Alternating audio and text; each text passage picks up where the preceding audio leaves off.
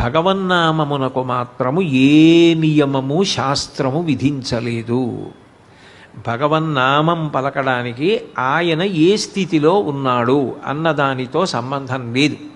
అందుకే పంచమ వేదంగా భారతాన్ని మహానుభావుడైనటువంటి వ్యాసుల వారు లోకానికి అందజేశారు.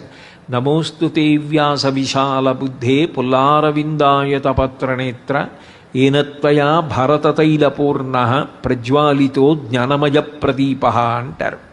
పంచమ వేదంగా ఇచ్చినటువంటి వ్యాసుడు మహాభారతం అంతా పెద్ద మలుపు తిరిగిపోవడానికి కారణం భగవన్నామం ద్రౌపదీదేవి పలకడమే.